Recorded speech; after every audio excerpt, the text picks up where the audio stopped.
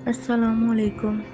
جمشید احمد ہاتھوں میں 3 shopping bag لے کر گھر میں داخل ہوئے تو برآمدے میں تخت پر بیٹھی سکینہ نے آواز لگائی، کیا لے آئے ہمارے شوہر نامدار؟ وہ بولی، اپنی بیگمات کے لیے گفٹ لایا ہوں۔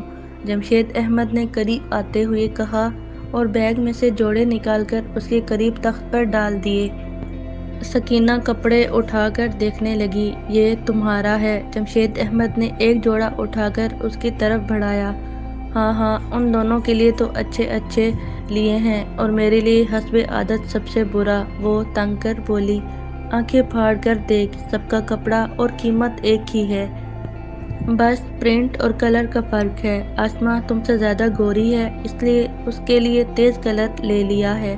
جمشید احمد نے کہا، ہاں، اس کے گورے تن پر ہی تو تم مر مٹے ہو۔ سکینہ نے تیر برسایا، تمہارا پارا تو ہر وقت چڑھا ہی رہتا ہے، میں یہ ان دونوں کو دینے جا رہا ہوں۔ جمشید احمد نے کپڑے سمیٹ کر بیگ میں ڈالے اور زینے کی طرف بڑھ گئے۔ جاؤ جاؤ، اپنے ہاتھ سے اپنی چہیتیوں کو پیش کرو، سکینہ نے جلے لہجے میں کہتے ہوئے پیچھے سے آواز لگائی، اور تھوڑی دیر ان کے قدموں میں بھی بیٹھ جانا تاکہ تمہیں دلی سکون مل جائے۔ ہم تو تمہیں سوئیاں چبھوتے ہیں اور وہ تو تم پر پھول برساتی ہیں۔ زینہ چڑھتے ہوئے سکینہ کی مسلسل بک بک کی آواز ان کے کانوں میں آ رہی تھی۔ خدا جانے ان کے دلوں میں بھری ہوئی کدورت کب نکلے گی، سوچتے ہوئے وہ اوپر آ گئے۔ جمشید اور سکینہ کی شادی کو 8 سال ہو چکے تھے۔ ان کے 2 بیٹے اور 1 بیٹی تھی۔ سکینہ مزاج کی بہت تیز تھی۔ شادی کے 2-3 سال تک وہ بہت اچھی رہی، پھر چھوٹی چھوٹی باتوں پر لڑنا جھگڑنا، جمشید احمد کے بہن بھائیوں سے بدسلوکی کرنا اس کا وتیرہ بن گیا۔ جمشید احمد کا کاروبار بہت اچھا چل رہا تھا۔ ان کی انتھک محنت کی وجہ سے کاروبار دن دگنی رات چگنی ترقی کر رہا تھا۔ روپے پیسے کی ریل پیل تھی۔ ذاتی 2 منزلہ مکان تھا، تیسری منزل پر بھی 2 کمرے، باتھ روم اور کچن وغیرہ بنے ہوئے تھے۔ جمشید احمد کے دور پرے کے رشتہ داروں میں شادی تھی، وہ بھی سکینہ سمیت اس میں شریک ہو رہے تھے۔ اس دن مایوں تھی، ساری رسومات ادا کرنے اور کھانا کھانے کے بعد سب ڈرائنگ روم میں بیٹھے باتیں کر رہے تھے۔ جمشید احمد بھی سکینہ کے ساتھ وہیں موجود تھے۔ بس اب دعا کرو کہ آسماں کی شادی بھی ہو جائے تاکہ تم سب بھائی اس کے فرض سے فارغ ہو جاؤ۔ وہاں بیٹھی کسی خاتون نے کہا، کون کرے گا اس لنگڑی لولی سے شادی، یہ تو ساری عمر ہمارے سر پر بیٹھی مونگ دلتی رہے گی۔ آسماں کی سب سے بڑی بھانوئی نے زہر خند لہجے میں کہا، ایسے تو نہ کہو، اگر اللہ تعالیٰ نے اس کا جوڑا بنایا ہے تو ضرور اس کی شادی ہو جائے گی۔ ایک خاتون بولی، 30 سال کے پیٹے میں ہے، ابھی تک کوئی آیا نہیں۔ چھوٹی بھابھی بولی، لڑکیوں کی کمی ہے کیا جو کوئی اس لنگڑی سے کرے گا؟ بڑی بھابھی نے کہا، ایسے نہ کہو، چلتی پھرتی ہے، گھر کا سارا کام کاج کرتی ہے، کوئی محتاج تھوڑی ہے۔ وہ خاتون بھی ہار ماننے کو تیار نہیں تھی۔ او نہیں، بڑی بھابھی نے طنزیہ انداز میں سر جھٹک دیا، اچھی اچھیوں کو تو رشتے ملنے محال ہو رہے ہیں، اس کو مل جائے۔ چھوٹی بھابھی کی زبان کینچی کی طرح چل رہی تھی، انشاءاللہ اس سے بھی اچھا رشتہ ضرور ملے گا۔ خاتون امید بھرے انداز میں بولی، اللہ آپ کی زبان مبارک کرے، اس سے بھی کوئی مل جائے تو ہماری جان چھوٹے۔ دونوں بھابھیاں جلی کٹی سنا رہی تھیں۔ آسماں کچھ فاصلے پر کھڑی بکھری ہوئی چیزیں سمیٹ رہی تھی۔ جمشید نے اس کی طرف دیکھا، اس کے چہرے پر پھیلا کرب انہیں صاف محسوس ہو گیا تھا۔ کافی برس پہلے انہوں نے اسے دیکھا تھا، تب اور اب میں بہت فرق آ گیا تھا۔ اب تو وہ بالکل مرجھائی ہوئی لگ رہی تھی۔ بچپن میں پولیو کی وجہ سے اس کا ایک پیر تھوڑا مڑ گیا تھا، جس کی وجہ سے اس کی چال میں لنک آ گیا تھا۔ صورت شکل کی اچھی ہونے کے باوجود اسے کوئی قبول کرنے کے لیے تیار نہیں تھا۔ جمشید گھر واپس تو آ گئے، لیکن ان کے دل و دماغ پر عورتوں کی کاٹدار گفتگو اور آسماں کے چہرے پر پھیلا کرب جیسے جم کر رہ گیا۔ عورتوں کی باتوں سے انہیں بہت کوفت محسوس ہو رہی تھی۔ کوئی نہیں آئے گا اس کے لیے، کوئی اسے قبول نہیں کرے گا۔ آوازیں بازگشت بن کر ان کے دماغ پر ہتھوڑی کی طرح برسنے لگیں۔ میں قبول کروں گا اسے، ایک خیال ان کے ذہن کے پردے پر در آیا۔ لیکن تم تو شادی شدہ اور 3 بچوں کے باپ ہو۔ دماغ نے سر تنش کی۔ تو کیا ہوا؟ اسلام نے مردوں کو 4 شادیوں کی اجازت شاید اسی لیے دی ہے۔ دین میں ہے کہ مرد اگر 4 بیویوں کے ساتھ انصاف اور ایک ساتھ سلوک کرنے اور ان کے حقوق پورے کرنے کی استطاعت رکھتا ہو تو وہ 4 شادیاں کر سکتا ہے۔ اور میں اتنی استطاعت رکھتا ہوں کہ دونوں کے ساتھ ایک ساتھ سلوک رکھ کر دونوں کے حقوق پورے کر سکوں۔ دل سے آواز آئی۔ تب انہوں نے فیصلہ کر لیا کہ وہ آسماء سے شادی کر کے اس کی محرومیاں دور کرنے کی کوشش کریں گے۔ انہوں نے اپنے فیصلے کے متعلق سکینہ کو بتایا تو وہ ایک دم بھڑک اٹھی۔ ہاں ہاں، مجھے برباد کر دو، میرے اوپر سوکن لے آؤ، اسے خوشیاں دینے کے لیے مجھے دکھ دینا چاہتے ہو؟ وہ دونوں ہاتھوں سے اپنا سر پیٹنے لگی۔ دیکھو، اس کے آنے سے تمہیں کوئی فرق نہیں پڑے گا، وہ اوپر والی منزل میں رہے گی، اس کی ہر چیز الگ ہوگی۔ جمشید احمد نے اسے سمجھانے کی کوشش کی۔ وہ ناگن بن کر ساری عمر میرے سینے پر لوٹے گی، میرا سکھ چین لے لے گی، اور تم کہتے ہو کہ مجھے کوئی فرق نہیں پڑے گا؟ وہ دہاڑی۔ ارے وہ انسان ہے، ناگن کیسے بن سکتی ہے؟ جمشید احمد نے بات کو مزاحیہ انداز میں لینا چاہا۔ اچھی طرح سن لو، اگر تم نے میرے جیتے جی دوسری شادی کی تو میں خودکشی کر لوں گی۔ سکینہ بولی۔ واہ بھائی واہ، خودکشی کر کے اپنا عاقبت خراب کر لو گی، سیدھی جہنم میں چلی جاؤ گی، لیکن دوسری عورت کو برداشت نہیں کرو گی؟ جمشید احمد بولے۔ عورت سب کچھ برداشت کر سکتی ہے لیکن سوکن برداشت نہیں کر سکتی، سکینہ نے کہا۔ تم عورتوں نے خواہ مخواہ سوکن کو ہوا بنا کر اعصاب پر سوار کر لیا ہے، جمشید احمد نے کہا۔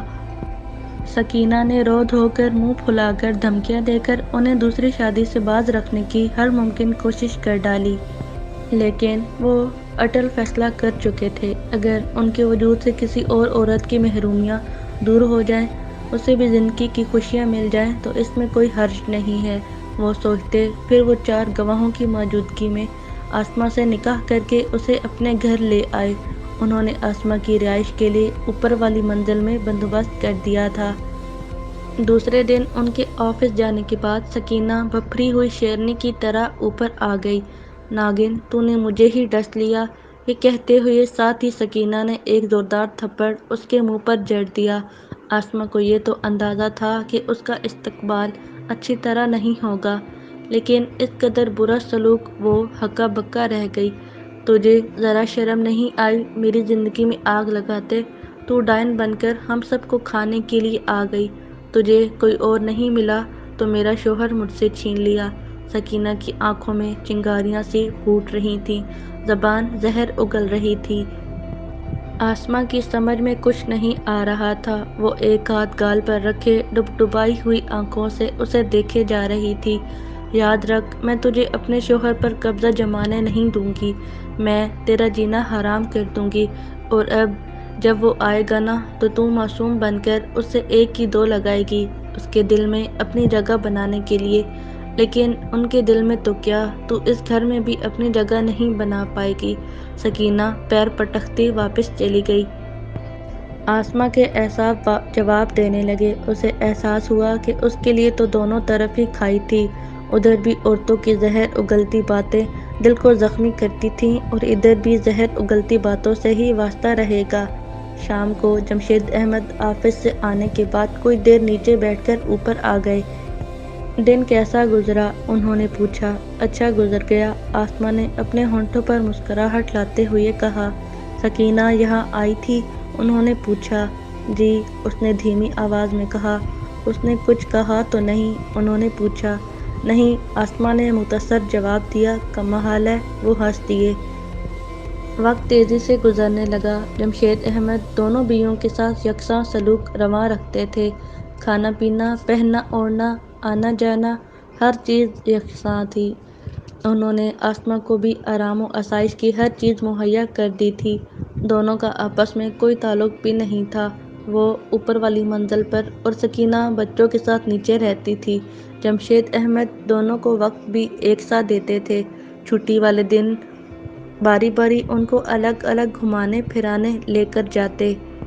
اس دن سکینہ کی باری تھی، وہ گھومنے جانے کے لیے تیار ہو رہی تھی۔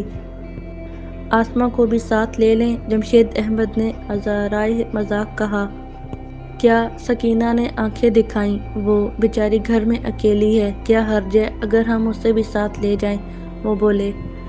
وہ بیچاری نہیں، ڈائن ہے، میرا کلیجہ چبھا رہی ہے۔ سکینہ بھڑک کر بولی، تم عورتیں بھی کتنے چھوٹے دل کی اور کم ظرف ہوتی ہو، وہ بھی تمہارے جیسی ہی عورت ہے، لیکن تم اسے ڈائن سمجھتی ہو۔ جمشید احمد ہنس دیے۔ جو عورت کسی دوسری عورت کا شوہر چھین لے وہ ڈائن ہی تو ہوئی۔ وہ بولی، لیکن اس نے تو تمہارا شوہر نہیں چھینا، تمہارا شوہر تمہارے ساتھ ہے اور اپنے فرائض اور تمہارے سارے حقوق پورے کر رہا ہے، تمہیں کسی بھی چیز کی کمی نہیں ہے، پھر بھی تمہارے دل میں اس قدر کینہ بھرا ہے۔ انہوں نے کہا، اب چلو گے بھی یا اس کی طرفداری میں لگے رہو گے؟ سکینہ بیزاری سے بولی، چلو۔ جمشید احمد تینوں بچوں اور سکینہ کو لے کر روانہ ہو گئے۔ اگلے اتوار کو آسمہ کو گھومنے جانا تھا۔ سکینہ کے دل میں صبح ہی سے جلن ہو رہی تھی۔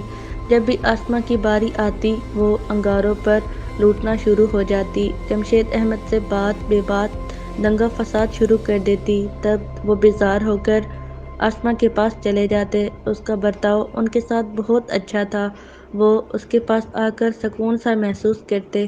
سکینہ کی جلی کٹی باتوں پر آسمہ خاموش رہتی تھی۔ یوں ہی برداشت کرتے کرتے سال بیت گیا اور آسمہ بیٹے کی ماں بن گئی۔ جمشید احمد کو بیٹے کی آمد پر بہت خوشی ہوئی، لیکن سکینہ جیسے انگاروں پر لوٹ گئی۔ باوجود کوششوں کے وہ آسمہ کو طلاق دلوانے میں ناکام رہی تھی۔ آسمہ کے ساتھ اس نے اس کے معصوم بچے کو بھی برا بھلا کہا شروع کر دیا تھا۔ ابھی اس کا بچہ پورے سال کا بھی نہیں ہوا تھا کہ دوسری بچی کی آمد ہو گئی۔ اگر یہی حالات رہے تو بہت جلد جمشید احمد کو پاگل خانے جانا پڑے گا۔ سکینہ نے صحن میں کھڑے ہو کر منہ اوپر کر کے آواز لگائی، ایسے تو نہ کہیں، یہ تو اللہ تعالیٰ کی دین ہے۔ آسمہ کھڑکی میں آ کر بولی۔ پرانی طرز کے بنے ہوئے اس گھر کی اوپر والی منزل کی کھڑکی نیچے صحن میں کھلتی تھی اور سکینہ اس کھڑکی کے پاس آ کر بلند آواز میں اسے برا بھلا کہتی رہتی۔ اس کی آواز اوپر صاف سنائی دیتی تھی۔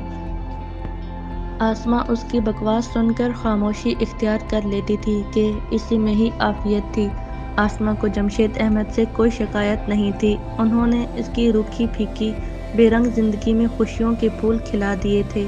اس کو گھر بار اور اولاد جیسی نعمتیں میسر آ گئی تھی۔ وہ مطمئن تھی، لیکن سکینہ نے اس کا جینا حرام کر دیا تھا۔ وہ اسے اور اس کی اولاد کو اس قدر کوستی کہ بعض اوقات آسمہ رونے پر مجبور ہو جاتی۔